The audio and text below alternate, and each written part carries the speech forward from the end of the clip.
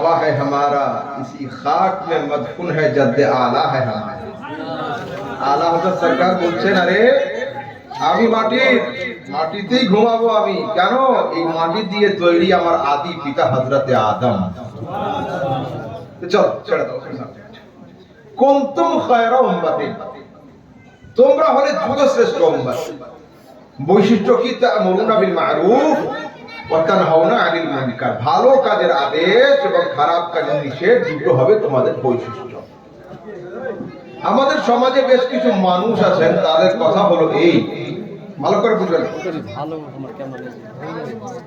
যে যা করছে করুক, কাউকে বলার দরকার নেই। এর উদাহরণটা ভালো করে শুনে নিন। আপনাদের কি হলো কি?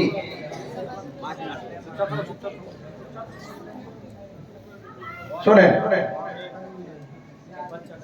बाबा, आप बैठ जाओ, नीचे बैठ जाओ, बैठ जाओ। हाँ ठीक, बैठ जाओ, वही बैठ जाओ। छुपना क्यों चाहते हो? चांद जैसा चेहरा लेकर आगे बैठो, सिर्फ गली तलाश रहे हो, छुप छुप के बैठे। क्यों? यहाँ थोड़ी हम दर्जगाही तुमसे ये करेंगे, ऐसा नहीं है। बैठो, सुनो কথা হচ্ছে এই, বসো উপরে, বসো উপরে, বসো। আল্লাহ ने मिला दिया, बैठो। তো ভালো কাজের আদেশ, খারাপ কাজের নিষেধ। একটা তিনতলা জাহাজ, একটা তিনতলা জাহাজ। फिर आ गई कुर्सी, अब लोग अरे भाई जल्द सामान देगा कि नहीं देगा?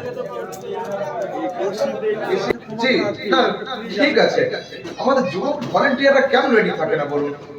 ওয়াদা মেটানোর জন্য কত দূর থেকে কষ্ট করে আমি নিজে গাড়ি চালিয়ে আসছি, তো একটু তো সবর করবেন। আমি তো মুখস্থ ওয়াজ করছি না, দুটো কথা শুনিয়ে যাবো, যেন কালকে খেয়াল থাকে দিন সুন্নিয়াতের বিষয়ে। এইভাবে বারবার এই করবেন না।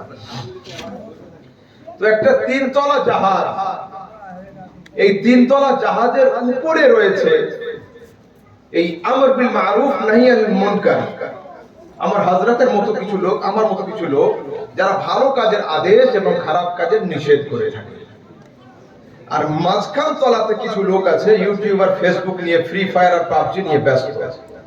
যে যা করছে করুক, নো টেনশন, আমি ঠিক আছি। আর একদম নিচু তলাতে কিছু লোক আছে, যারা বাইরের দেশে যাচ্ছে কাঠের কাজ করে। তো বালতিতে করে, দড়িতে বালতি বেঁধে নদী থেকে পানি ওঠাতে হচ্ছে, কষ্ট হচ্ছে। থালা ঘটি মাজা, ধোয়া, রান্না করা। ওদের যে হেডমিস্ত্রি ছিল, ও ফাইনাল রায় দিয়েছে যে শোনো, আমাদের কাছে রশিও আছে, দড়িও আছে, সেনিও আছে, হাতুড়িও রয়েছে।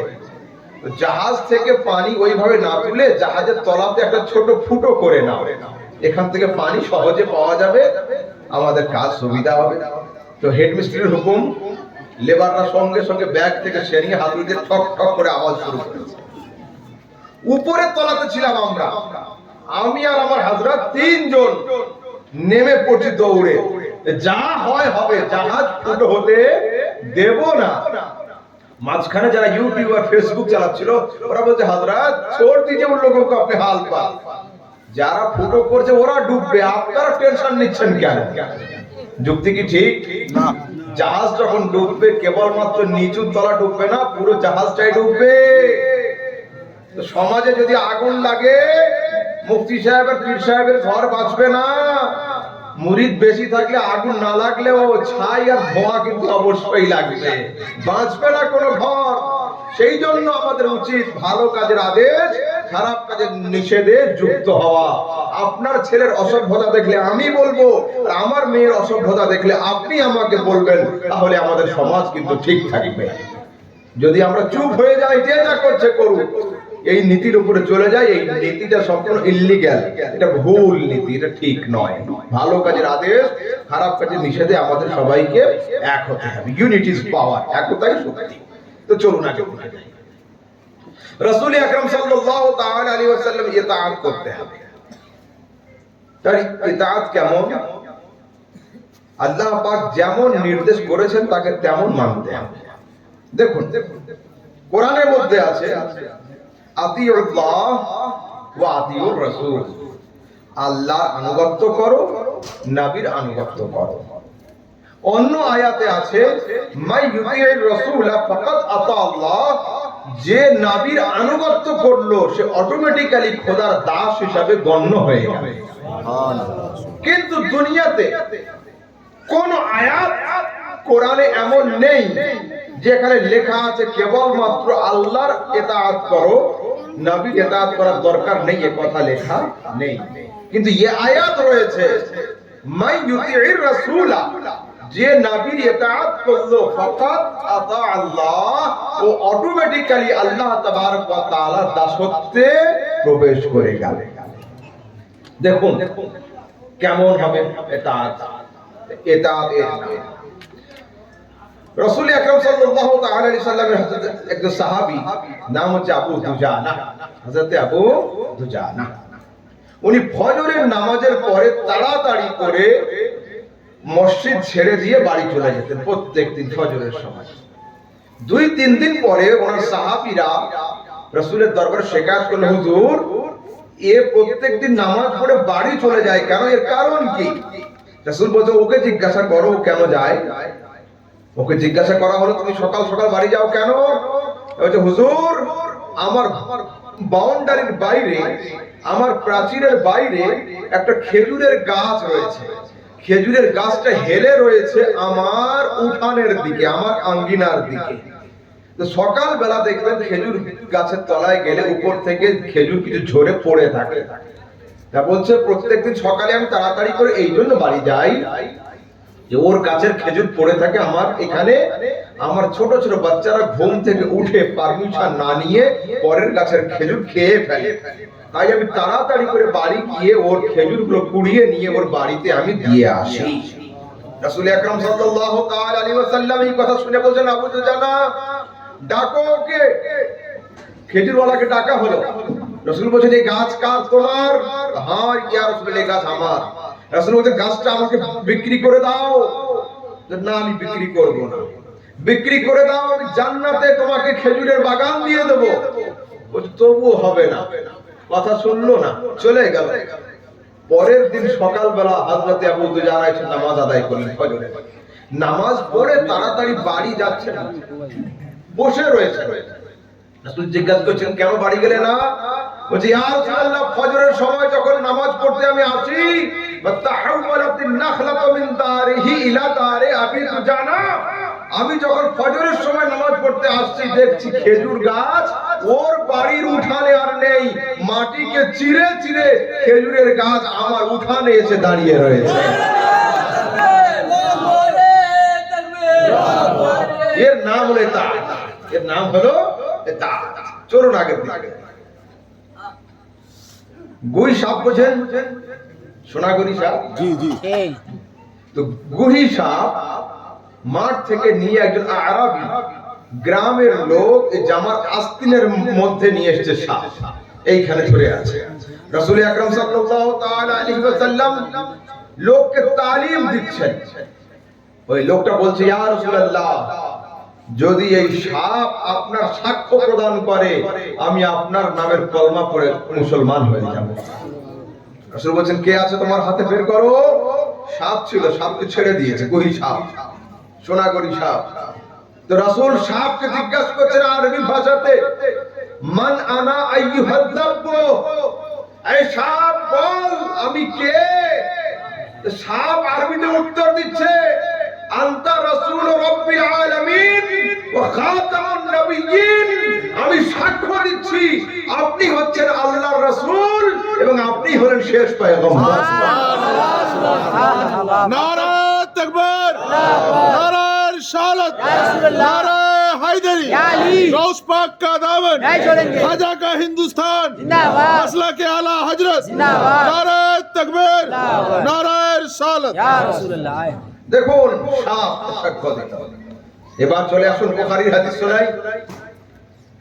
এখন যেমন আমাদের গ্রামগঞ্জে গরু, মহিষ বা ছাগলের পালকে নিয়ে আমার দেশের কিছু মানুষরা থাকে যারা লালন পালন করে, মাঠের দিকে যায়। সেই যুগে দুম্বা থাকতো, ভেড়া থাকতো।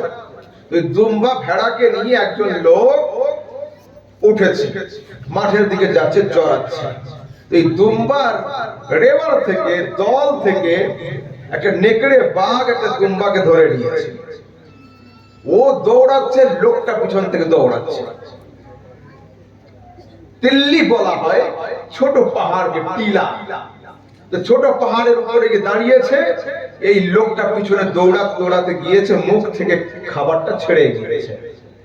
সঙ্গে সঙ্গে এই নেকড়ে বাঘ আরবি ভাষাতে উত্তর দিচ্ছে, আল্লাহ পাক আমাকে হালাল রিস্ক দিয়েছিল মুখে, আর তুমি আমার রিস্ককে ছাড়িয়ে দিলে।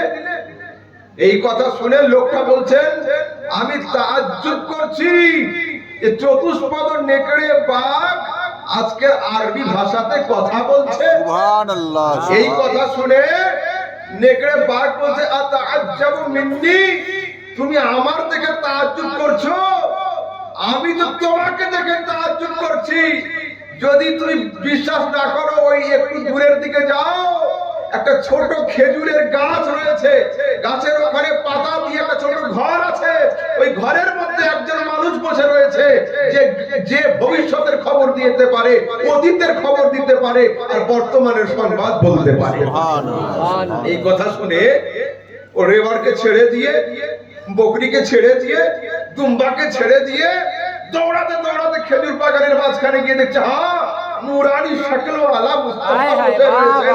তখন সামনে গিয়ে হাজির হয়েছে, রাসূল আমি তো এই কথা শুনলাম। রাসূল বলছে, হ্যাঁ হ্যাঁ, নেকড়ে বাঘ যে কথা বলেছে ঠিক, আমি ভবিষ্যতেরও খবর দিয়ে থাকি, অতীতেরও খবর দিয়ে থাকি, আর বর্তমানের সংবাদ বয়ান করি।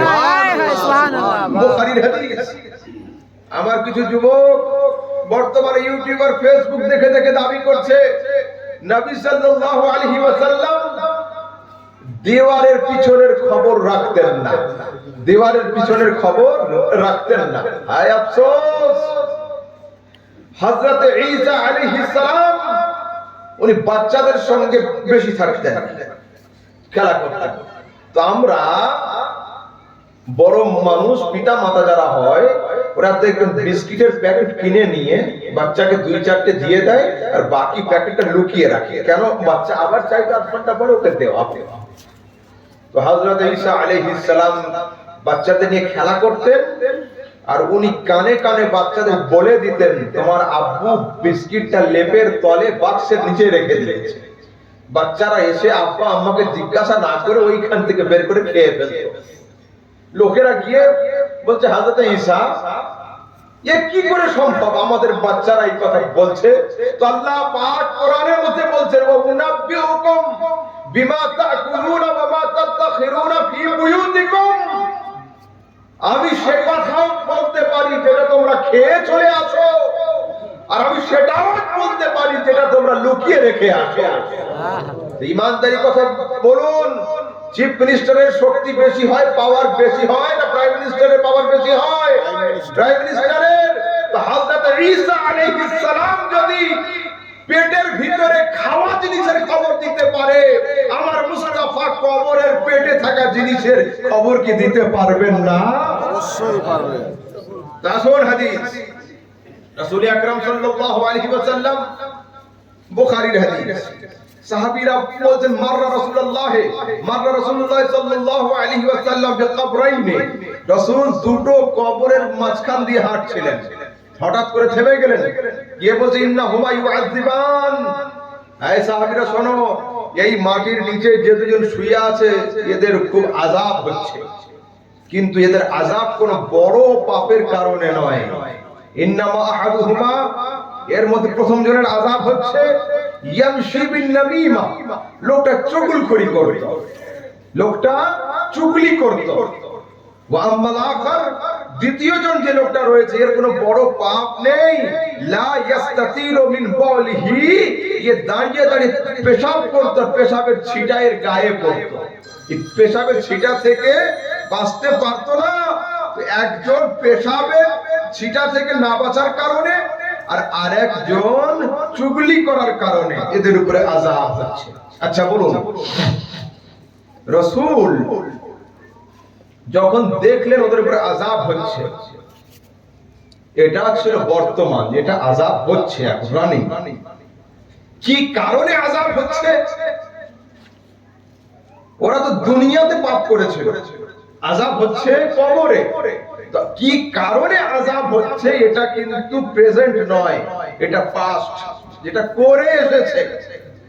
রাসূল বলছেন একটা খেজুরের ডাল নিয়ে এসো, ডালটা নিয়ে মাঝখান থেকে দুটো ভাগ করে এ কবরে একটা এই কবরে একটা দিয়ে দিলেন, দিয়ে বলছেন যতদিন এইগুলো তরু তাজা থাকবে এদের জিকিরের ওয়াসিলাতে আল্লাহ এদের পাপকে এদের আযাবকে maaf করে দিবেন। কি কারণে আযাব হচ্ছিল এটা অতীত, এখন আযাব হচ্ছে বর্তমান। ইন ফিউচার কোন ওষুধ দিলে আযাব বন্ধ হয়ে যাবে এটা ভবিষ্যৎ। মুস্তাফা করিমের চোখ থেকে আল্লাহ তাবারক ওয়া তাআলা হিজাবকে সরিয়ে দিয়েছিলেন।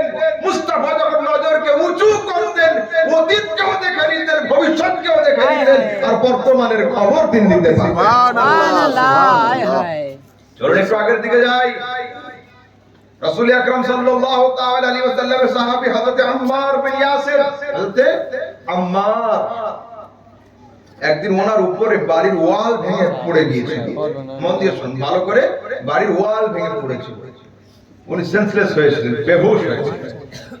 বাড়িতে সবাই কান্না করছে, স্ত্রী ছেলে মেয়ে কান্না করছে। কিছুক্ষণ পরে যখন হুঁশ এসেছে উনি জিজ্ঞেস করছেন তোমরা কাঁদছো কেন? বলছে আমরা ধারণা করেছি আপনি আর নেই, আপনি ইন্তেকাল করেছেন। বলছে খবরদার শোনো, আখবরানি হাবিবি আল্লাহ আমুত আলা ফিরাশি। আরে আমার মুস্তাফা আমার কানে কানে বলেছিলেন একদিন রাতের অন্ধকারে, আম্মার বাড়ির বিছানাতে তোমার মরণ হবে না। ये तो বাড়ির দিওয়ার, যদি হিমালয় পর্বত আমার দেহের উপরে চড়ে বসে তবু মত হবে না। কেন? রাইফেলের নিশানা মিস হতে পারে, মুস্তাফার জবান মিস হতে পারে না। সুবহানাল্লাহ, সুবহানাল্লাহ। শুধু বাড়িতে মরণ হবে না এই পর্যন্ত শেষ করেনি, রাসূল আরো বলেছেন ওয়াতাকুনু রিজকিকা শারবাতাল লাবানিন ওয়াতাকুনু আখিরু রিজকিকা শারবাতাল লাবানিন। তোমার জীবনের শেষ খাবার হবে দুধের শরবত, আর যখন ইন্তেকাল হবে সেদিন তুমি পরে থাকবে পায়জামা। আর যেখানে ইন্তেকাল হবে সেটা বাড়ি হবে না, যুদ্ধের ময়দান। আমি পায়জামাও পরে নেই, যুদ্ধের ময়দানেও নেই, দুধের শরবত আমার হাতে নেই। তিনটের মধ্যে কোনো আলামত মিলছে না, মরু আমি কি করে? হযরত আম্মার রাদিয়াল্লাহু তাআলা আনহু সারা জীবন লুঙ্গি পরতেন, সারা জীবন লুঙ্গি। একদিন উনি যুদ্ধে গিয়েছেন। আচ্ছা, মোটরসাইকেলে যদি এই লম্বা জামা বা লুঙ্গি পরে আমরা উঠি আমাদের হাল কি হবে? এই পর্যন্ত কাপড় উঠে যায় না, কিন্তু প্যান্ট বা পায়জামা পরে উঠলে কোনো সমস্যা হয় না। তো সেই যুগে ছিল ঘোড়া, এখন যুগে মোটরসাইকেল, সেই যুগে ঘোড়া। তো ঘোড়ার পিঠে যুদ্ধ করতে হবে। তো হযরত আম্মার জীবনের প্রথমবার যুদ্ধে যাওয়ার জন্য লুঙ্গি খুলে রেখে তিনি পায়জামা পরেছিলেন। যুদ্ধের ময়দানে হাজির হয়েছেন। যুদ্ধ করতে করতে পানির পিপাসা লেগেছে। হযরত আম্মার ঘোড়ার লাগামকে টান দিয়ে খিমার দিকে আসছেন। আল আতাশ, আল আতাশ, পানি পানি পানি পানি। সেই দিন খিমাতে ওনার সঙ্গীরা দুধের শরবত করেছিলেন। দুধের শরবতকে নিয়ে ওনার হাতে দেওয়া হলো।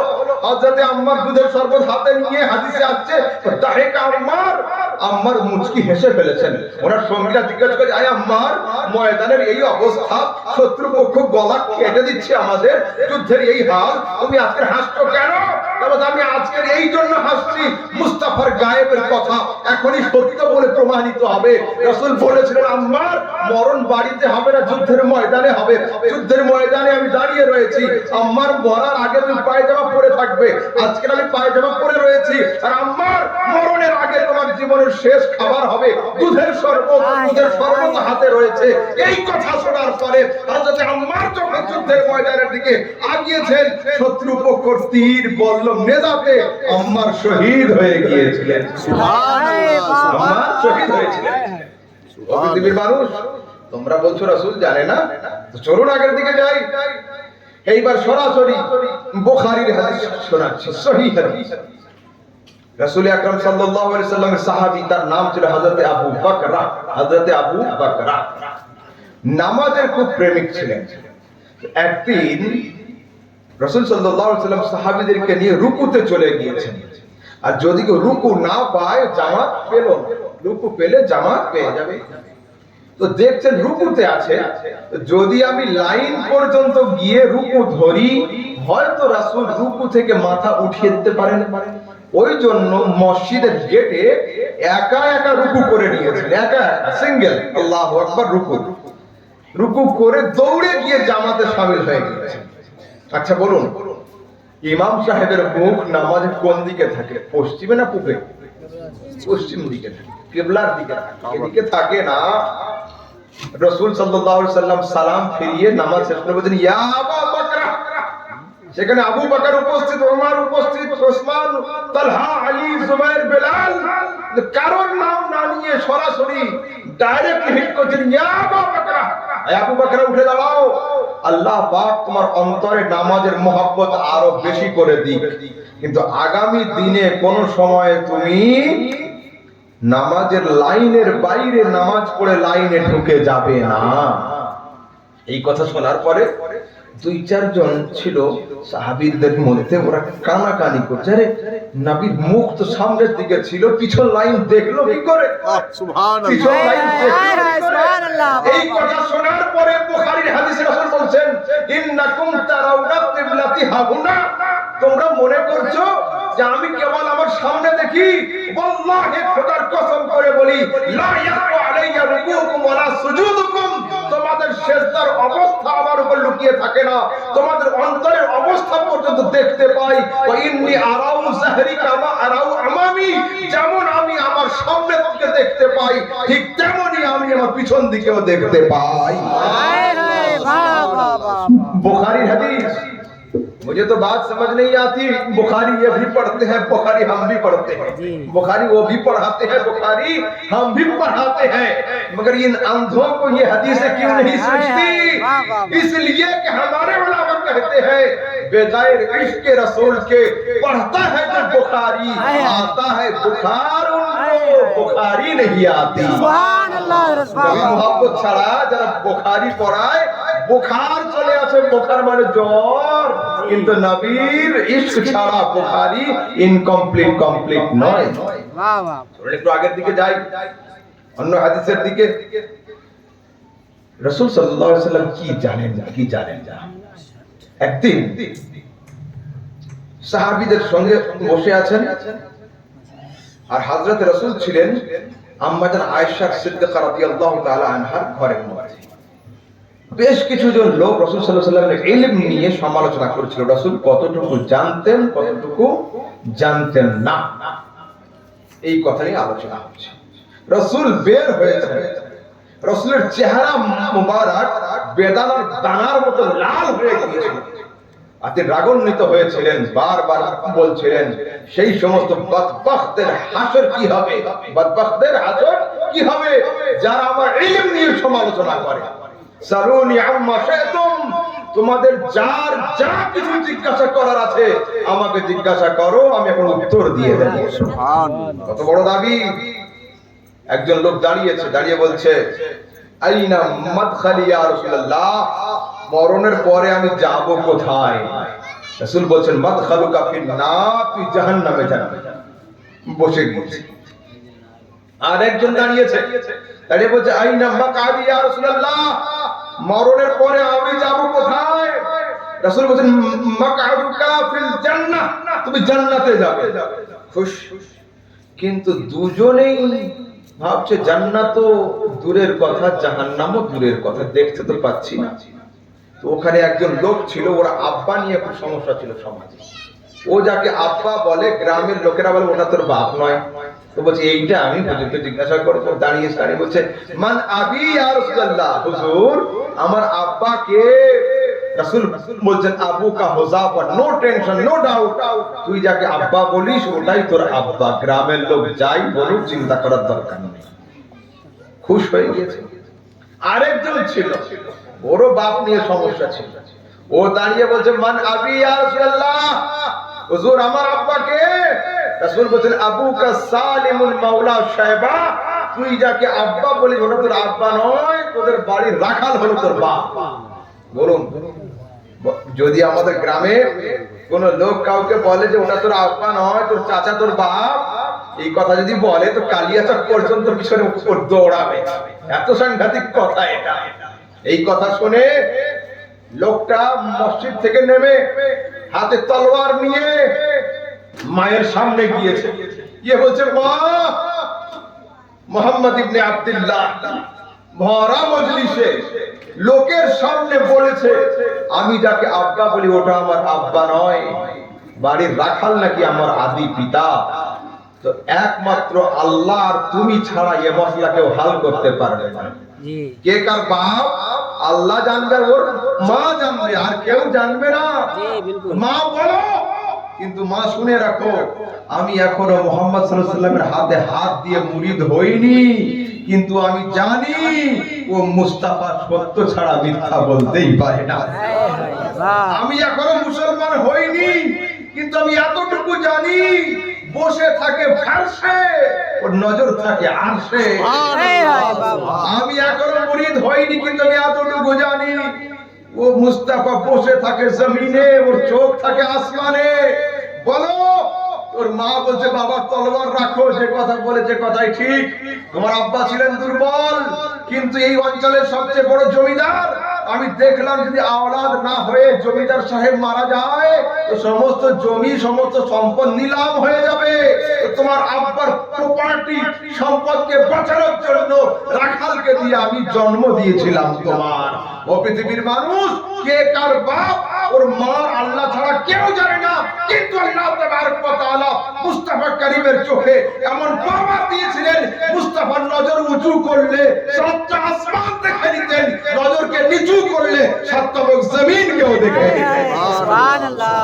বাহ বাহ। ইমাম আহলে সুন্নাত সাকাল লিখছেন, সারে আরশ पर है तेरी गुजर, दिले फर्श पर है तेरी नजर, मलकूत मुल्क में कोई शय नहीं वो जो तुझ पे आया नहीं। সুবহানাল্লাহ, সুবহানাল্লাহ। वाह मेरी। আচ্ছা, রাসূল সাল্লাল্লাহু আলাইহি ওয়াসাল্লাম বড় হয়েছেন, বড় হয়ে দাবি করছেন, ইন্নী আরাউ মা লা তারাউনা ওয়া আসমাউ মা লা তাসমাউন।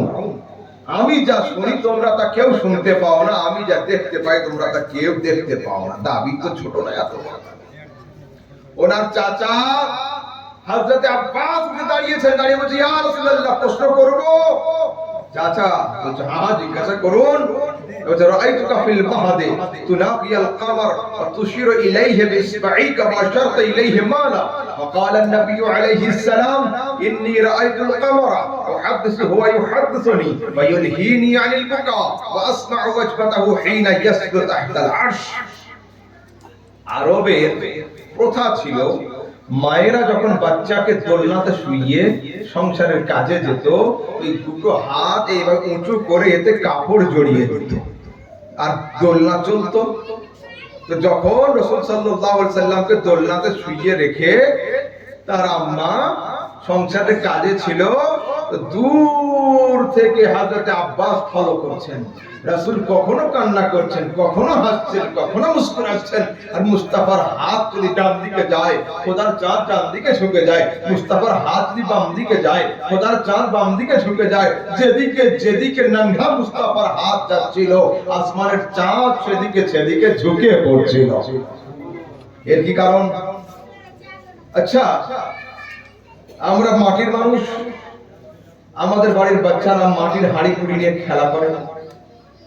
আরে স্ট্যান্ডার্ড ক্যাটাগরি মানুষ যদি হয়, ধনী সম্পদশালী হয়, ওদের বাচ্চারা পিতলের, প্লাস্টিকের, লোহার আসবাবপত্র নিয়ে খেলা করে। তো যে যে জিনিসের তৈরি হয়, যে যাদের সংস্পর্শে থাকে, সে সেই জিনিস নিয়ে খেলা করে। রাসূল কিসের? নূর। आला हज़रत सरकार लिखছেন, चांद झुक जाता जिधर उंगली उठाते महद में क्या ही चलता था इशारों पर खिलौना नूर। সুবহানাল্লাহ, वो तो সুবহানাল্লাহ। चांद झुक जाता जिधर उंगली उठाते महद में, দোলনাতে শুয়ে শুয়ে যেদিকে তোমার আঙ্গুল যাচ্ছিল, খোদার চাঁদ সেদিকে ঝুঁকে পড়ছিল। আর আয় মুস্তাফা, তুমি হলেন নূরের, তোমার খেলা করার জিনিস আসমানের চাঁদ হলো নূরের। ये नूर वो नूर नूर नूर से खेल रहा था, हाय नूर नूर से खेल रहा आहा था। বাবা अब चलिए आगे क्या है। এই হাদিসের শেষ অংশে গিয়ে আশ্চর্যের কথা রাসূল বলছেন, ওয়ায়ুলহিনি আলিল বুকা, রাসূল বলছেন শোনো, আমি ছোটবেলায় কেন কান্না করছিলাম সেটাও আমি জানি, কেন হাসছিলাম আমি সেটাও আমি জানি। দুনিয়াতে যত বড় ব্রিলিয়ান্ট স্টুডেন্ট হোক না কেন, ডাক্তার হোক, মাস্টার হোক, লয়ার হোক, ইঞ্জিনিয়ার হোক, এই কথা কেউ বলতে পারবে ছোটবেলায় দোলনায় শুয়ে কান্নার কারণ কি ছিল, দোলনায় শুয়ে শুয়ে হাসার কারণ কি ছিল? পারবে কেউ বলতে? না। কিন্তু দুনিয়ার কোন হাদিসে কেউ দেখাতে পারবে না রাসূল বলেছেন আমি জানি না। রাসূল বলেছেন হ্যাঁ আমি জানি। কেন ইয়া রাসূলুল্লাহ? তা বলছে ইন্নী রাআইতুল কামারা, আমি চাঁদকে দেখছিলাম, চাঁদ আমার চেহারার জিয়ারত করছিল। সুবহানাল্লাহ সুবহানাল্লাহ। উহাদ্দিসু হুয়া ইউহাদ্দিসুনি, আমি চাঁদের সঙ্গে কথা বলছিলাম, চাঁদ আমাকে গল্প শোনাচ্ছিল। ওয়ায়ুলহিনি আনিল বুকা, আর মায়ের বিরহে আমি কান্না করছিলাম, আকাশের চাঁদ আমার কান্নাতে সান্ত্বনা দিচ্ছিল। এইবার দেখো কি বলছেন, ওয়া আসমাউ ওয়াজবাতাহু হিনা ইয়াসজুদু তাহতাল আরশ, সমগ্র রাত্রি ব্যাপী চন্দ্র পরিক্রমা করার পরে যখন অস্ত যায় তো আরশে ইলাহির চৌকাঠেতে সিজদা করে, আমি নবী চাঁদের সিজদা করার খট আওয়াজটা আপন কানে শুনতে পাই। আচ্ছা, একজন যখন 6 মাসের থাকে ওর শক্তি কম থাকে, 6 বছরের হয়তো শক্তি বাড়ে, 36 বছরের হয়তো আরো বাড়ে। তো পৃথিবীর মানুষ রাসূল আরশের নিচে চাঁদের সিজদা করার খট আওয়াজ কখন শুনতেন? যখন নবুয়ত জাহির করেছিলেন না, যখন রিসালাত প্রকাশ করেছিলেন না, যখন রাসূল দোলনাতে শুয়ে থাকতেন। তো রাসূল যদি দোলনাতে শুয়ে শুয়ে আরশে ইলাহির চৌকাঠেতে চাঁদের সিজদা করার খট আওয়াজ শুনতে পায়, সেই রাসূল বড় হয়ে আরবের কবরে শুয়ে শুয়ে মালদার দরুদ আর সালাম কি শুনতে পাবেন না? अरे पढ़ो दुरूद पढ़ो मोमिनो, करीने से हुजूर खुद ही चले आएंगे मदीने से। সুবহানাল্লাহ আহা বাবা প্রশ্ন হলো এই রাসূল কোথায়, দূরে না কাছে? রাসূল কাছে। কাছে। এটা সুন্নিদের দাবি কাছে, তাদের দাবি দূরে। আমি বললাম রাসূল দূর, রাসূল কাছে। যারা বলে দূরে ওটাও ঠিক, যারা বলে কাছে ওটাও ঠিক, কোনটা ভুল নয়। तो बोलते हजरत ये कैसी बात हो गई, एक सवाल का दो जवाब कैसे हो सकता है, या तो दूर या तो नजदीक। আমি বলছি শোনো, আগামী কালকে জোহরের সময় সূর্য যখন মাথার উপরে থাকবে, তোমরা ছাদে উঠবে, ছাদে উঠে হাতে এক হাতে একটা পাথর নেবে, কালো পাথর, আর আরেকটা হাতে আয়না নেবে। এক হাতে আয়না, এক হাতে পাথর, দুটাকে ছাদের উপরে রেখে দিবে। দিয়ে পাথরকে জিজ্ঞাসা করবে, আয় পাথর সূর্য কই? পাথর চুপ থাকবে, উত্তর দিবে অনেক দূরে। আর আয়নাকে জিজ্ঞাসা করবে, আয় আয়না সূর্য কই? আয়না বলবে এই দেখো রয়েছে আমার মধ্যে। যারা বলে নবী দূর ওরাও ঠিক, যারা বলে নবী কাছে ওরাও ঠিক। আরে যাদের দিলগুলো, যাদের সিনাগুলো পাথরের মতো শক্ত এবং কালো হয়ে গিয়েছে, তারা বলে মুস্তাফা দূরে আছে। আর যাদের সিনা ইশকে মুস্তাফা আয়না হয়ে গিয়েছে, মুস্তাফা তাদের সিনাতে না। সুবহানাল্লাহ মুস্তাফা দূর भी है, মুস্তাফা नजदीक भी है। তো যাদের সিনা ইশকে মুস্তাফার আয়না, মুস্তাফা তাদের সিনাতে থাকে। मकान उनका ना अर्शे बरी ना फर्शे जमीन, नबीर घर अर्शे नয় फर्शे नয়, থাকে কোথায়? अरे वो तो अपने चाहने वालों के घर में रहते हैं, मेरे हुजूर मेरे दिल में रहते हैं। সুবহানাল্লাহ সুবহানাল্লাহ। वो প্রেমিকের অন্তরে থাকে, বাড়ি দরকার হয় না। এবার শুনুন, রাসূল আকরাম সাল্লাল্লাহু তাআলা আলাইহি ওয়াসাল্লাম তার উপরে দরুদ সালাম আমরা যে পড়ছি, যদি মালদার সমস্ত লোক মানা করে দিয়ে আগামী কালকের আমরা বলি ইনকিলাব জিন্দাবাদ দরুদ সালাম বন্ধ থাক, বন্ধ হবে কেন? মুর্শিদাবাদের লোক পড়বে, মুর্শিদাবাদের লোক বন্ধ করে দিলে কলকাতার লোক পড়বে, যদি পুরো ওয়েস্ট বেঙ্গলের লোক বন্ধ করে দেয় ইউপির লোক পড়বে, যদি পুরো ইন্ডিয়ার লোক বন্ধ করে দেয় পাকিস্তানের লোক পড়বে, আর যদি সারা দুনিয়ার সবাই বন্ধ করে দেয় তাহলে কি হবে? কে পড়বে? তাও কি হবে বন্ধ? না কেন? قال كعب الاحبار হযরত কাব আল-আহবার বলছেন মা মিন নাবিয়্যিন, কাব আল-আহবার বলছেন মা মিন ফজর ইল্লা ইয়াতলাউ 70000 মিন আল-মালায়েকা হাত্তা ইয়াহু বিল কবর ওয়া ইয়াদরিবুনা বিআজনিহাতিহিম ওয়া ইউসাল্লুনা আলা নবী। প্রত্যেকদিন ফজরের সময় 70000 ফেরেশতা আসমান থেকে নবীর কবরের কাছে নেমে থাকে, নবীর কবরকে ঘিরে নেয়, নুরানি বাজু দিয়ে হাওয়া করতে থাকে, ওই ইউসাল্লুনা আলান নবী, নবীর উপরে দরুদ আর সালাম পাঠ করতে থাকে। ওয়াইদা আমসু আরাজু, যখন সন্ধ্যা হয় এই 70000 ফেরেশতা আসমানের দিকে উঠে যায়, নতুন 70000 ফেরেশতা অল্টারনেট ডিউটিতে ওখানে হাজির হয়, অর্থাৎ প্রত্যেকদিন 1,40,000 ফেরেশতা নবীর উপরে দরুদ আর সালাম পড়ার জন্য ওখানে হাজির হয়ে থাকে। যদি দুনিয়ার লোক সবাই মানা করে, বন্ধ করে দেয়, বন্ধ হবে না। কেন হবে না? মিট গয়ে মিটতে হ্যাঁ মিট যাएंगे आदा तेरे ना बेटा है ना मिटेगा कभी चर्चा तेरा।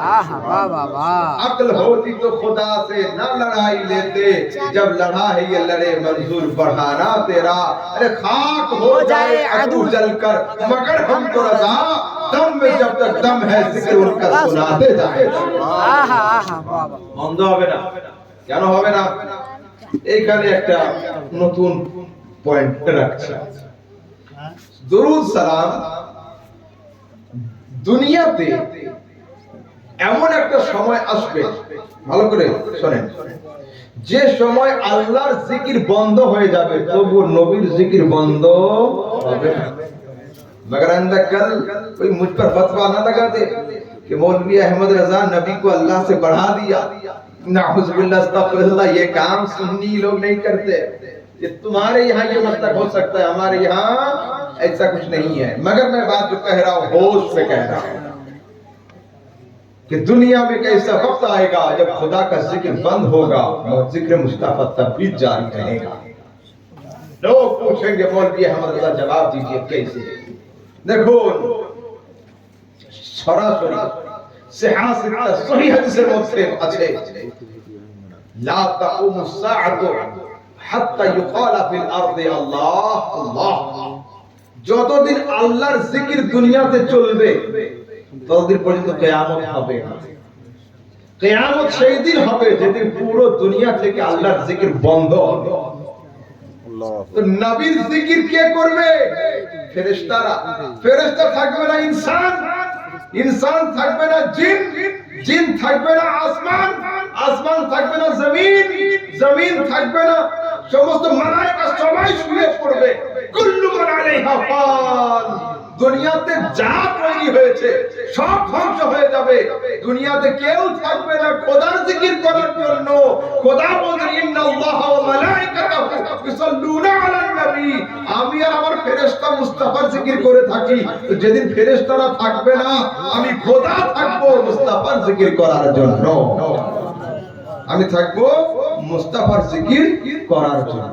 তো দুনিয়াতে এমন একটা সময় আসবে যে সময়ে নবীর জিকির চালু থাকবে, আল্লাহর জিকির বন্ধ হয়ে যাবে। এবার দেখুন एक पॉइंट पे रख रहा है, मुस्तफा का जिक्र जन्नत में भी होगा, मुस्तफा का जिक्र जहन्नम में भी होगा।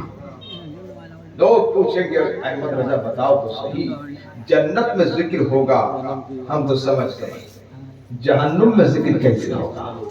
मैंने कहा जरा कुरान को पढ़िए, वहां पर है यौम तुक़ल्लबु वजूहुहुम फिन्नार।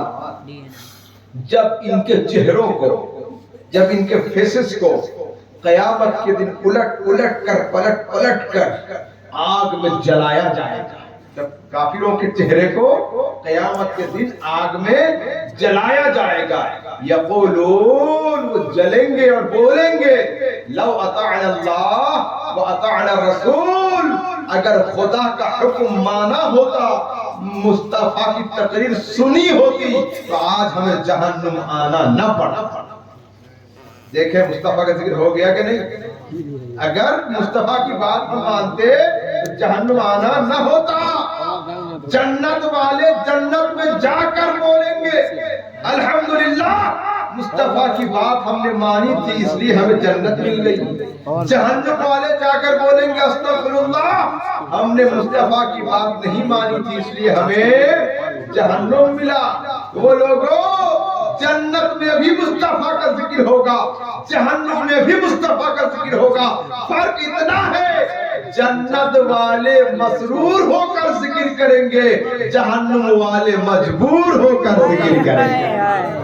यहाँ मसरूर, वहाँ मजबूर।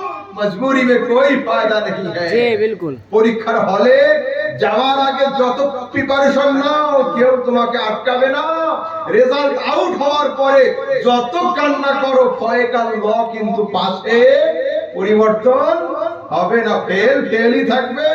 ইমামে আহলে সুন্নাত সরকার লিখছেন, আরে আজ লে ইনকি পানা, आज मदद मांग उनसे, फिर न मानेंगे कयामत में। गर मान गया मानते हैं आज मानो, स्वीकार करते हैं आज स्वीकार करो। ফেরেশতাদের হাতে ডান্ডা দেখে মানি মানি করলে আল্লাহ ঠান্ডা হবে না। মানতে হয় আজ মানো, ওখানে গিয়ে মানবো বললে হবে না, খবরদার নয়। আচ্ছা, এবার আমাদের সমাজে শক্তির ভক্তি, যে পার্টিতে থাকে পাওয়ারে থাকে তার ঝান্ডা উঁচু থাকে। এখন যদি আমি জিতে থাকি তো আমার পতাকা উঠবে, 4 দিন পরে আমি যদি হেরে যাই তো হযরতের পতাকা উঠবে, যদি হযরত হেরে যাবে ওনার পতাকা উঠবে। যে ক্ষমতায় আসবে তার পতাকা উঁচু থাকবে। আমাদের পতাকা থাকে কোথায়? বাড়ির ছাদে, মাদ্রাসার ছাদে, ক্লাব ঘরের ছাদে, টাওয়ারের ছাদে, এই তো উঁচু যায়। আমরা ইচ্ছা করলে রাতের অন্ধকারে পতাকা নামিয়ে দিতে পারবো। নবীর পতাকা আছে কোথায়? ক্লাবের ছাদে, মাদ্রাসার ছাদে, মসজিদের ছাদে, টাওয়ারের উপরে না। কি লিখছেন? ফারশ वाले तेरी शौकत का उल्लू क्या जाने।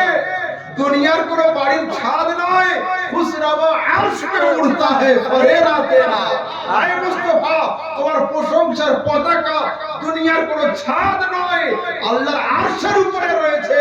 আরশে কারোর হাতও যাবে না, তোমার ঝান্ডাকে কেউ নামাতেও পারবে না।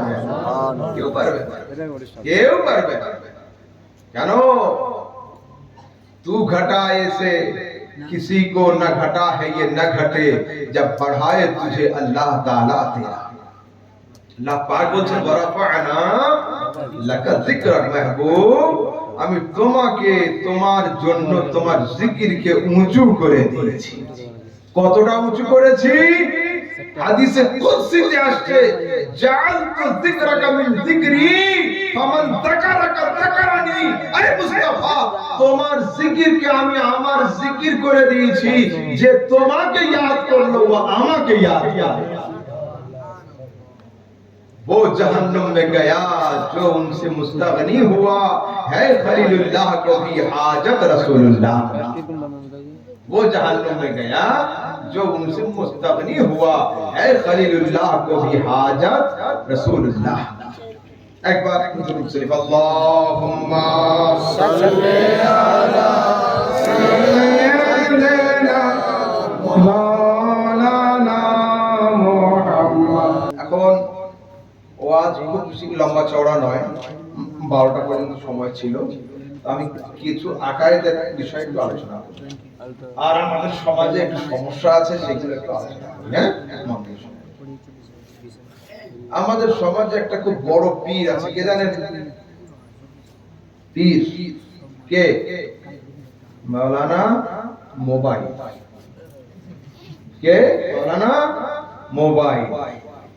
মোবাইলের 3টে খলিফা আছে, মাওলানা ইউটিউব, মুফতি ফেসবুক, আর হযরত আল্লামা গুগল। সবচেয়ে বেশি নলেজ হচ্ছে এর কাছে। এখন সেই জন্য যাদের যা কিছু প্রয়োজন গুগলে সার্চ করে নেয়। আর এখন তো চ্যাট জিপিটি আর কি কি কি কি চলে এসেছে, এখন এআই সফটওয়্যার, সবকিছু এআই ওরে ভালো হয়ে গেছে। তো শুনেন, নতুন মুরিদ আমাদের সমাজের যুবকরা মোবাইলের মুরিদ। মোবাইল আগে নামাজে হাত থাকতো এইখানে, হাত উঠলো এইখানে এইখানে, এখন দেখছি কিছু যুবকের হাত থাকছে এইখানে। আল্লাহ, এইখানে হাত পাতার হাদিস দুনিয়ার কোন জায়গায় নেই, না আরবে আছে, না আজমে, না হিন্দুস্তানে, না পাকিস্তানে, কোন জায়গায় নেই। 2025 সালে যদি হাত এইখান থেকে উঠে এইখানে যায়, তো 2030 সাল পর্যন্ত এই হাত এইখান থেকে উঠে এইখানে চলে যাবে, মাথায় প্রমোশন হচ্ছে, উপরের দিকে হচ্ছে। হযরত আলী শেরে খুদা কাররামাল্লাহু ওয়াজহুল কারীম লিখছেন, ইন্না মিনাস সুন্নতি ওয়াদউল কাফ আলাল কাফ তাহতা সুররা, নবীর সুন্নাত হলো বাম হাতের উপরে ডান হাত দিয়ে নাভির নিচে রাখা, নাভির নিচে রাখা। সুররাতুন মানে কি? সুররাতুন बाबू, इसीलिए मैं कहता हूँ तालिब इल्म তোমরা পিছনে থাকো কেন, সরে যাও। তোমরা জীবনী বক্তার ওয়াজ শুনতে পারো, মৌলবীদের ওয়াজ তোমাদের শোনার ইচ্ছা করে না, তো আফসোস। আমাদের ওয়াজে একটু থাকো, হাদিস কোরআন যেগুলো বলছি মুখস্থ করো, কাজে দিবে।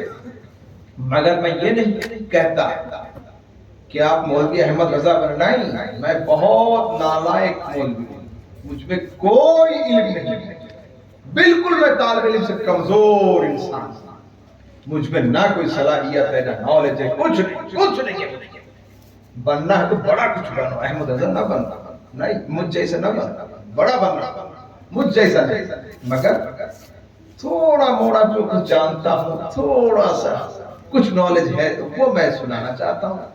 लिहाजा भागा मत, बैठा करो, सुना करो। तो শোনো, এইবার ফরজ নামাজের পরে দোয়া হয় কি হয় না? হয়। 2-4টা করে যুবক প্রত্যেকটা মসজিদে তৈরি হচ্ছে দোয়ার সময় এইভাবে। তারপরে বিনা টুপিতে নামাজ পড়া এখন ফ্যাশন হয়ে গেছে। সমাজের যুবক দাঁড়িয়ে পেশাব করা শুরু করেছে, বলে কেন? ভিআইপি। আচ্ছা, দাঁড়িয়ে পেশাব করার নাম যদি ভিআইপি হয়, তাহলে রাস্তার সমস্ত কুকুর বিড়াল সবগুলো ভিআইপি। হায় আফসোস, হায় আফসোস।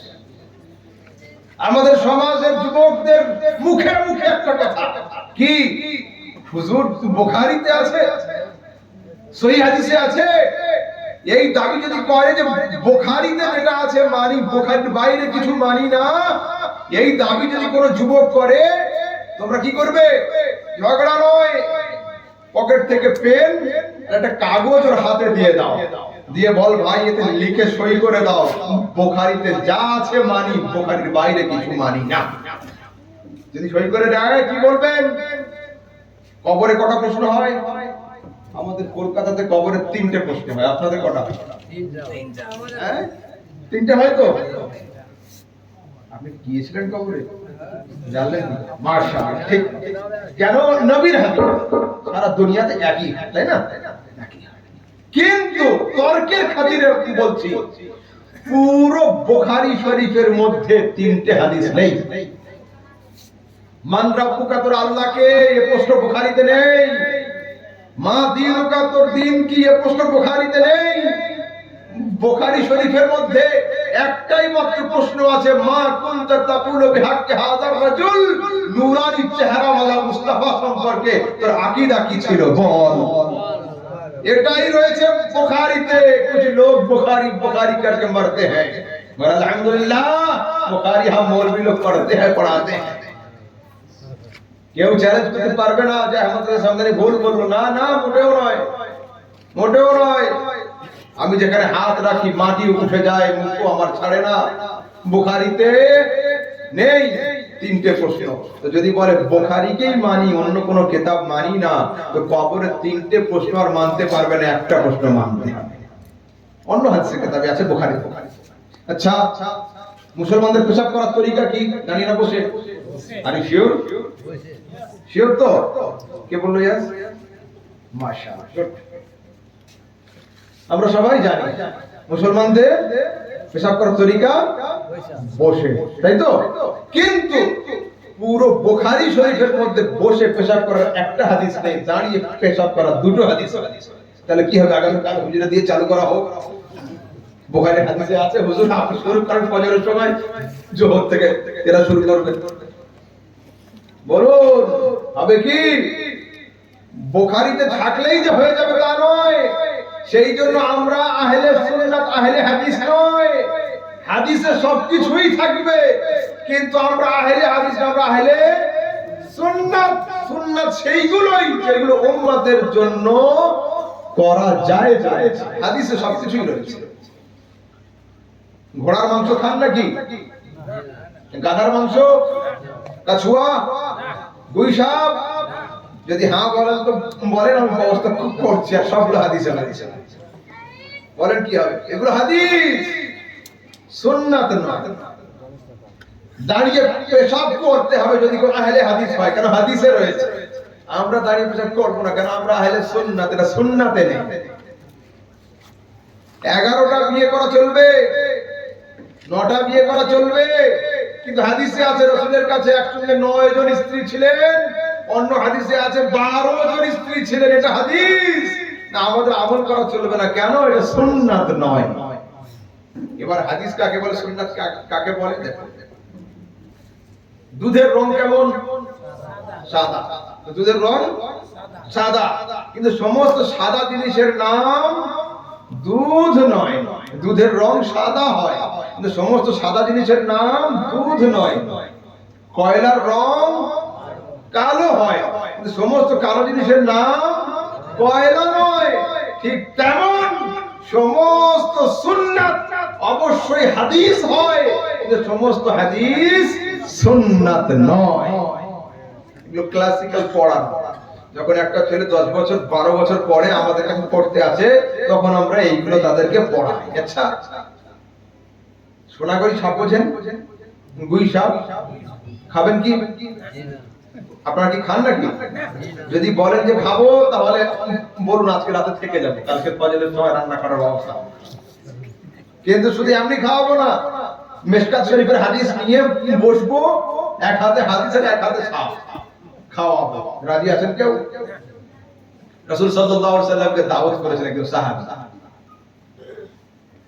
ওই সাহাবী যখন বাড়ি আসছে, মাঠ থেকে একটা সাপ ধরে নিয়েছে। বাড়িতে এসে সাপটা জবাই করে সাপের চামড়া ছিলে মাংস বের করে ভুনা তৈরি করেছে। সাপের ভুনা আর রুটি সামনে দিয়েছে। সাহাবীরা খাচ্ছেন, রাসূল খাচ্ছেন না। যদি আমি না খাই, আমার ড্রাইভার খাওয়া শুরু করে দেয়, তো ড্রাইভার 2-3 বার খাওয়ার পরে কিন্তু ও থেমে যাবে। হযরত আপ क्यों नहीं खा रहे? आप खाइए। রাসূলের সাহাবীরা খাচ্ছেন, রাসূল খাননি। সাহাবীরা আটকে গেছে, হুজুর খান। রাসূল বলেন খাবো না। হুজুর হারাম বলুন, তো হারামও বলবো।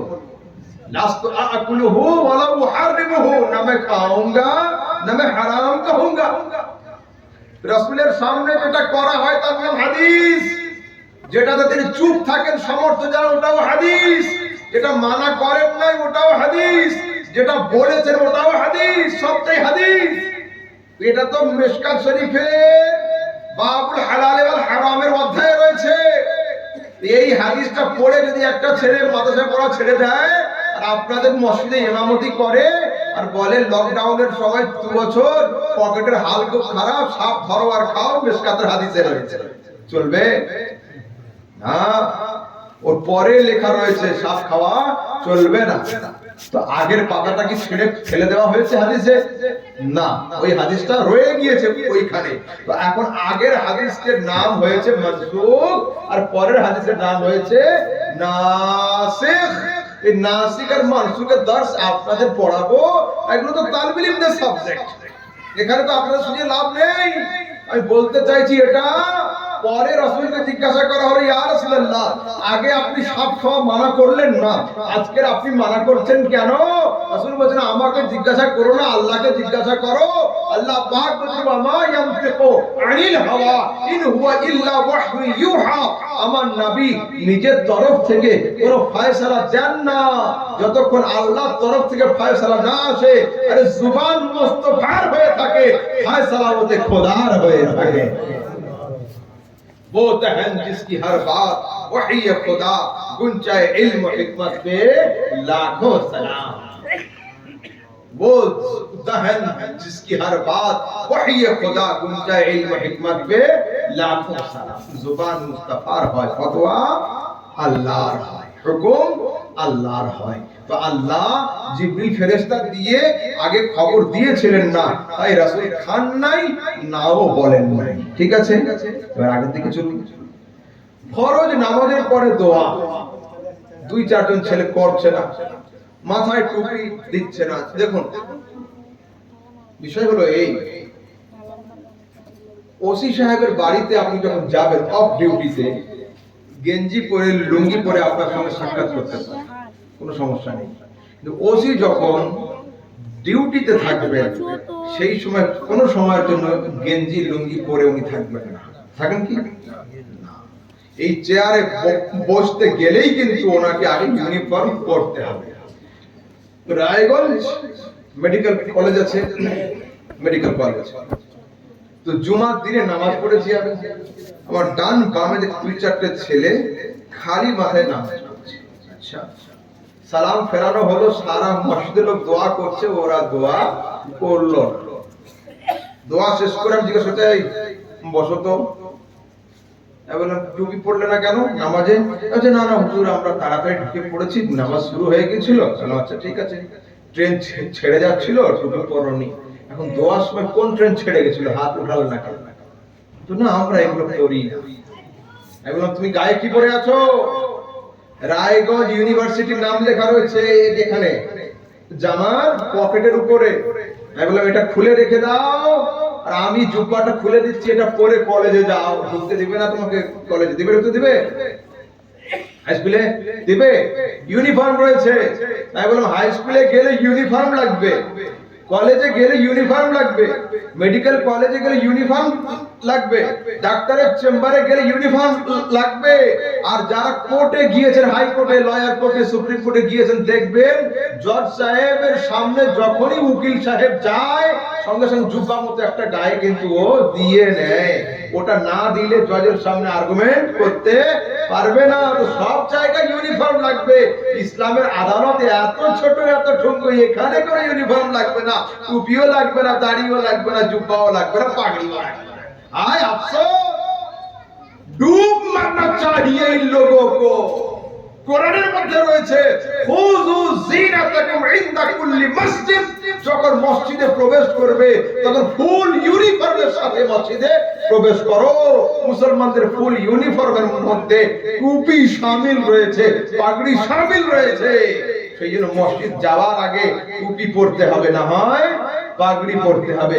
খালি মাথায় মসজিদে নামাজ পড়তে কাউকে দিবেন না। যদি কেউ আসে বাহির থেকে আদবের সঙ্গে বলবেন টুপি মাথায় দাও, আর যদি টুপি না মাথায় দাও অন্য মসজিদ দেখে নাও, এ মসজিদে হবে। শর্ত হতে হবে, মসজিদে যখন আসতে হবে খালি মাথায় হতে হবে। কোরআনের আছে। এবার আসলে আগের দিকে যাই। এরা দোয়ার হাদিস খুঁজে পাচ্ছে, দোয়ার হাদিস খুঁজে পাচ্ছে। কোরআনে কারীম 30 নম্বর পারা সূরা আলাম নাশর মধ্যে আছে ফাইদা ফারাগতা ফানসাব ওয়া ইলা রাব্বিকা ফারগাব। যখন শেষ করবে তখন দোয়াতে মন দাও। কোন জিনিস শেষ করে কোন দিকে দোয়া মন দিবে এটা লেখা নেই। এই আয়াতের ব্যাখ্যাতে হযরত আব্দুল্লাহ ইবনে মাসউদ রাদিয়াল্লাহু তাআলা লিখছেন, আন আব্দুল্লাহ ইবনে মাসউদ قال ফাইদা ফারাগতা ফানসাব, যখন নামাজ শেষ হবে ফানসাব ইলা দুআ, ফাইদা ফারাগতা মিনাস সালাতি ফানসাব ইলা দুআ, যখন নামাজ শেষ হবে তখন দোয়াতে মন দিয়ে দাও, তখন দোয়াতে মন দিয়ে দাও। আগামী কালকে প্রশ্ন হতে পারে কোন নামাজের পরে দোয়া করতে হবে? এটা তো তোমাদের আহমদুল্লাহ বললো না। ফরজ নামাজের পরে না, ওয়াজিব নামাজের পরে না, সুন্নাতের পরে না, নফলের পরে। তো সরাসরি হাদিসের মধ্যে আসছে আন কাতাদাতা ওয়াদাহাক মাকাতিলা ফি কওলিহি তাআলা ফাইদা ফারাগতা ফানসাব, আই ফাইদা ফারাগতা মিনাস সালাতি ফানসাব ইলা দুআ। এর কোন সালাত? মিনাস সালাতিল মাকতুবাতে, ফরজ নামাজ যখন শেষ হবে তখন দোয়াতে মন দিয়ে দাও। সরাসরি হাদিস। ফের আগামী কালকে চায়ের দোকানে প্রশ্ন হবে এটা তো তাফসীরের কিতাবে আছে। সিহাসিত্তার হাদিসে কি আছে? সিহাসিত্তার তিরমিজি শরীফের হাদিসে আছে। আন আবি উমামা আল বাহিনী قال قيل يا رسول الله আইয়ু দুআ আসমা। রাসূলকে জিজ্ঞাসা হলো, ইয়া আল্লাহর রাসূল, কোন দোয়া আল্লাহ বেশি কবুল করে থাকেন? قال جوف الليل الاخر ودبر الصلوات المكتوبات। প্রত্যেক ফরজ নামাজের পরের দোয়া আল্লাহ বেশি কবুল করে থাকেন, আর গভীর রাতে অর্থাৎ তাহাজ্জুদের নামাজের পরের দোয়া আল্লাহ বেশি কবুল করে থাকেন। সরাসরি সিহাসিত্তার হাদিস। ফের হাদিসে পাওয়া যাচ্ছে রাসূল নিজে দোয়া করেছেন না করেননি? না, বলছে হাদিসে আছে, সাল্লাইতু মা রাসূলিল্লাহি সাল্লাল্লাহু আলাইহি ওয়াসাল্লাম সালাতাল ফজর সাল্লামা ইনহারাফা রাফা ইয়াদাইহি ওয়া দাআ। আমরা ফজরের নামাজ নবীর সাথে জামাত সহকারে আদায় করলাম। নামাজ শেষে আমার রাসূল ডান দিকে ঘুরে বসলেন, রাফা ইয়াদাইহি ওয়া দাআ, দুই হাত উঁচু করে তিনি দোয়া করলেন। দোয়া করা সুন্নাত, দোয়াকে নাজায়েজ বলা বিদআত। যারা দোয়া করে তারা হলো সুন্নতি, যারা দোয়াকে নাজায়েজের ফতোয়া দেয় তারা হলো বিদআতি। আমরা বিদআতি নয়, আমরা হলাম সুন্নতি। চলুন আগের দিকে যাই। এটিএম জানেন? এটিএম আছে না, এটিএম মেশিন, ওখান থেকে টাকা তোলা হয়। মেশিনের সামনে যাবেন, ডিসপ্লেতে লেখা থাকে প্লিজ ইনসার্ট ইওর কার্ড, আপনার কার্ডটা পাঞ্চ করুন, তাই না? একজন যুবক পকেট থেকে কার্ড বের করে মেশিনে দিয়েছে, লেখা হচ্ছে please press your valid password. 4 সংখ্যার কোডটা টিপে দেন, টিপে দিল। সেভিংস অ্যাকাউন্ট আর কারেন্ট অ্যাকাউন্ট সিলেক্ট হলো, কত টাকা নেবেন সিলেক্ট হয়ে গেল। এবার যখন এন্টার প্রেস করলেন, মেশিনের ডিসপ্লে লেখা ওঠে এখন প্রসেসিং চলছে, প্লিজ ওয়েট, একটু থামুন। মেশিনের নিয়ম হচ্ছে এই, টাকা বের হওয়ার আগে কিন্তু টাকা গোনার একটা আওয়াজ হয় না? একটা আওয়াজ হয়। যখনই টাকা গোনার আওয়াজ হয়েছে, প্যান্টের পকেট থেকে হাত বের করে কিন্তু পেতে আছে, আয়েগা পকড়েগা।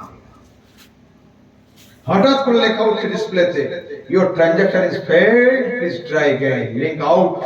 আরেকবার ট্রাই করো। ফের কার্ড নিয়ে সেম প্রসেস, আবার আওয়াজ হচ্ছে, হাত দিয়েছে। ওকে আমাদের মাদ্রাসার ছাত্র একটা গিয়ে ধরেছে, ভাই বেজান, বেআত্তা, বেরূহ, বেবোলতা বোকা বাক্সের সামনে হাত পেতে দাঁড়িয়ে আছো। বুখারী শরীফের কত নম্বর হাদিসে এটা আছে? মুসলিম শরীফের কত নম্বর হাদিসে আছে? বিনা দলিলে যদি তুমি বেজান, বেআত্তা, বেরূহ, বেবোলতা বোকা বাক্সের সামনে হাত পাততে পারো, আমি আমার ক্রিয়েটর, মেইনটেইনার, কন্ট্রোলার অলমাইটি আল্লাহর কাছে চাইবো, ये নিয়ে সমাজে ঝগড়া হবে কেন? আরে जो मांगना है मांगो, उस दर पे जाके मांगो, वो दर बहुत बड़ा है जिस दर का मैं गदा। बेशक बेशक जाओ अल्लाह दरबारे, जो मांगना है मांगो, उस दर पे जाके मांगो, वो दर बहुत बड़ा है जिस दर का मैं गदा। আমি যে দরবারে ফকির, এই দরবারে গিয়ে যাও। মনোসাকে নিয়ে আসতে গিয়েছে। আচ্ছা, তারপরে একটু আগের দিকে যাই। আপনারা, আমরা মসজিদ মাদ্রাসার জন্য যখন দান করি, কেউ জীবিত লোকের পক্ষ থেকে দিই, কেউ মুর্দা লোকের নামে দিই। ওদের দাবি হলো এই, মরে গেল তো শেষ হয়ে গেল, লেনদেন আবার এ চলবে কেন? তাদের যুক্তি হলো এই, মরা গরু যেমন ঘাস খায় না, তেমন আমাদের দরুদ সালাম ওদের কোনো কাজে আসে না। আর যারা একটু ভদ্র মানুষ আছে তারা বলে চাকরি শেষ হয়ে গেলে বেতন বন্ধ হয়ে যাবে, ঠিক তেমন মরে গেলে তো সব শেষ, ওর আর কিছু কাজে আসে না। আমি বললাম ঠিক কথা, চাকরি শেষ হয়ে গেলে বেতন বন্ধ হয়ে যায় এটা তোমার জানা আছে, পেনশন চালু হয়ে যায় এটা আমার জানা আছে। বলছে হাদিসে আছে, हाँ हाँ बोल दिया अहमद रजा, হাদিস के बगैर बोलता ही नहीं है। সিহাসিত্তার হাদিসের মধ্যে আছে কি, ইযা মাতাল ইনসানু ইনকাতা আনহু আমালু ইল্লা মিন সালাসাতিন, যখন একজন লোক মারা যায় তার আমলের দরজা ক্লোজ করে দেওয়া হয়, কিন্তু তিনটে পেনশনের দরজা তার জন্য খুলে দেওয়া হয়। কি কি সাদাকাতুন জারিয়া, স্থায়ী সাদকা, মসজিদ নির্মাণ করা, মাদ্রাসা নির্মাণ করা, কুয়ো তৈরি করে দেওয়া, এতিমখানা তৈরি করে দেওয়া, এই সমস্ত বড় বড় কাজ যদি করে যেতে পারে, কবরে শুয়ে শুয়ে লোকটা সওয়াব পেতে থাকবে। তারপরে ওয়ালাদুন সালেহ ইয়াদউ লাহু, যদি নেক আওলাদ, নেক সন্তান রেখে যেতে পারে, ছেলেরা হুজুরদের নিয়ে আমিন আমিন করবে, আব্বা কবরে শুয়ে শুয়ে সওয়াব পেতে থাকবে। তারপরে আল ইলমু ইয়ানতাফিউ বিহি, যদি দুনিয়াতে জ্ঞান বিজ্ঞান রেখে যেতে পারে, ভালো ছাত্র তৈরি করতে পারে, বই লিখে দিতে পারে, এইখানে বই পড়ে আমরা আলেম হব, লেখক কবরে শুয়ে শুয়ে সওয়াব পেতে থাকবে। আচ্ছা, আজ আপনাদের সম্মুখে আমি মৌলভী আহমদ রাজা এখানে উপস্থিত। আগামী কাল যদি দুই একটা ভাই আমার বাড়িতে যায়, তো কেউ বললো আহমদ ভাই একটা পেন নিয়ে নাও, গিফট দেব, কেউ বললো 1 কেজি ফল নিয়ে নাও, গিফট দেব। কিন্তু যেদিন আমার মরণ খবর আসবে আপনাদের মালদার মথাবাড়ি অঞ্চলে, সেদিন কি কেউ আমার জন্য পেন কিনবে, খাতা কিনবে, ফল নিবে? মানে গিফট দেওয়া বন্ধ। ইসলাম বলছে না, যতদিন লোকটা জীবিত থাকবে তুমি তোমার ইচ্ছা মতো গিফট দাও, মরে যাওয়ার পরে গিফট দেওয়া বন্ধ করো না, লোকটার জন্য হাত তুলে জান্নাতের দোয়া করে দাও। হাদিসে আছে না নেই? শারহুস সুদূর বিআহওয়াল কুবুরের মধ্যে আল্লামা জালালউদ্দিন সুয়ুতী রাহমাতুল্লাহ তাআলা আলাইহি রিওয়ায়াত নকল করছেন, কি বলছেন? উম্মতি উম্মাতুম মারহুমা তাদখুলু কুবুরাহা বিযুনুব, নিশ্চয়ই আমার উম্মত হলো নাজাতপ্রাপ্ত উম্মত, এরা কবরে যাবে পাপের পাহাড় নিয়ে, এই কবর থেকে যখন উঠে দাঁড়াবে লা যুনুব আল্লাহুম, এরা কোনো পাপ থাকবে না। সাহাবায়ে কেরাম জিজ্ঞাসা করছে, ইয়া রাসূলুল্লাহ, মরার পরে না নামাজ, না রোজা, না হজ, না ইস্তিগফার, সো হাউ টু পসিবল, কি করে সম্ভব এটা হলো? রাসূল বলছেন, বে ইস্তিগফারিল মুমিনিন, মুমিন ভাইদের আমিন আমিন করার বরকতে আল্লাহ ওর পাপকে ক্ষমা করে দিয়েছেন। যারা দোয়া করে না, এরা হলো কঞ্জুস, এরা হলো কৃপণ, কিপটে। আমরা কৃপণ নয়, কঞ্জুস নয়, আমরা দিলদার, নবীর দিলদার উম্মতি। মন খুলে দোয়া করব, দিল খুলে দোয়া করব। খবরদার দোয়া থেকে কৃপণতা করবেন না। কারো কিছু জানার আছে বিষয়? আছে একটা, বলুন। কালকে এখানে একটা কনফারেন্স হতে কুইজ হয়েছিল, মাস্টার বলেছে যে আল্লাহ, আমরা জানি আল্লাহ সর্বপ্রথম নবীর নূর তৈরি করেছে, কিন্তু এখানেও বলেছিল যে আরশে আজম তৈরি হয়েছে। আচ্ছা, তো এটা আমার ডিবেটে হচ্ছে, এটা বুঝতে পারি না। ঠিক, মাশাআল্লাহ। আল্লাহ সর্বপ্রথম কি তৈরি করেছেন হলো, এ সম্পর্কে 3 রকমের হাদিস আছে। একটা হাদিসে আছে সর্বপ্রথম আল্লাহ পাক নবীর নূর তৈরি করেছেন। আরেকটা হাদিস আছে আউয়ালু মা খালাকাল্লাহুল কলম, আল্লাহ তাবারক ওয়া তাআলা লৌহ এবং কলমকে তৈরি করেছেন সবচেয়ে প্রথম। আরেকটা হাদিসে আছে ইন্নাল্লাহা খালাকা আল আরশ, আল্লাহ পাক আরশকে তৈরি করেছেন। হলো, 3টে জায়গাতে কিন্তু প্রথম লেখা আছে, ভালো করে বুঝবেন। প্রথম তো সবচেয়ে প্রথমে কি তৈরি করলেন? কলম। আল্লাহ পাক কলম তৈরি করেছেন। কলম তৈরি করার পরে আল্লাহ পাক বলছেন, কি বলছেন? উকতুব, কলম লেখ। কি লিখবো আল্লাহ? মা কানা ওয়া মা ইয়াকুন, তোর আগে যেটা হয়ে গিয়েছে সেটাও নোট কর, তোর পরে যেটা হবে সেটাও নোট কর। কলম যদি সবার আগে তৈরি হবে, তো কলমকে লিখবে কি? তোর আগে যেটা হয়েছে সেটা নোট কর। তার মানে কি? তোর আগে নূরে মুস্তাফা তৈরি হয়েছে, ওটা নোট কর, আর তোর পরে দুনিয়া তৈরি হবে সেটাও নোট কর। अस्सलाम वालेकुम, माशाअल्लाह, ये खैरियत से है? बाबा बैठो, माशाअल्लाह, आप ठीक हैं?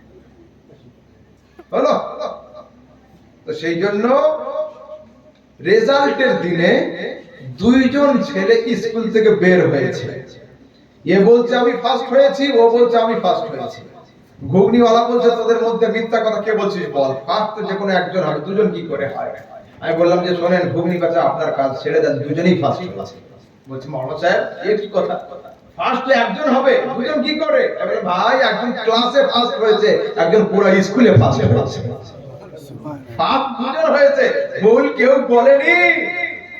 তো আল্লাহ পাক সবচেয়ে আগে নূরে মুস্তাফা তৈরি করেছেন, আর তারপর কলম তৈরি করেছেন।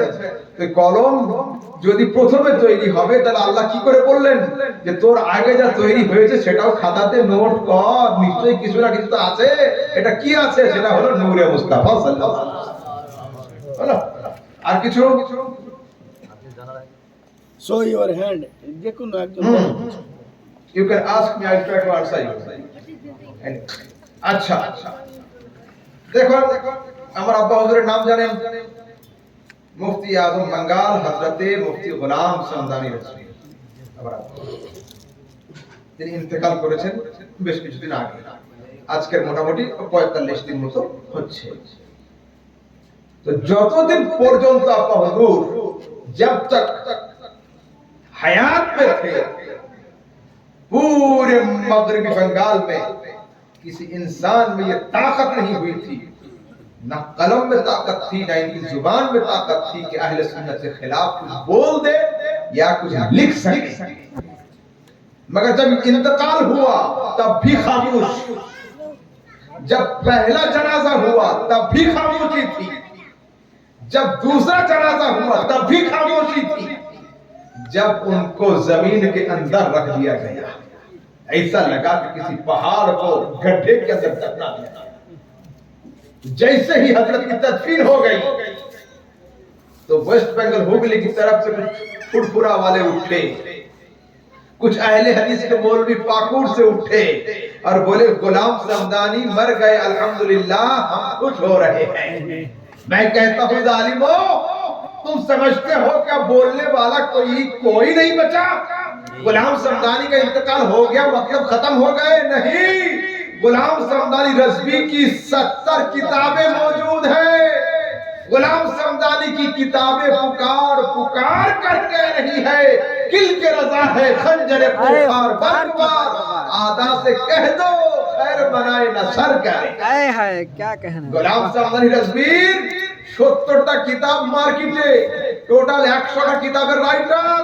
তিনি তো ইন্তেকাল করেছেন, কিন্তু তার কিতাবগুলো এখনো উচ্চ আওয়াজে চিল্লে চিল্লে এলান করছে, শত্রুদের জানিয়ে দাও মাসলাকে আলা হযরতের দিকে যদি কেউ টেढ़ा আঁখ নিয়ে তাকায়, চোখে তাকায়, তো ওর চোখের দিকে গোলাম সামদানির 100টা বই থাকবে না, বল্লম হয়ে হামলা করে।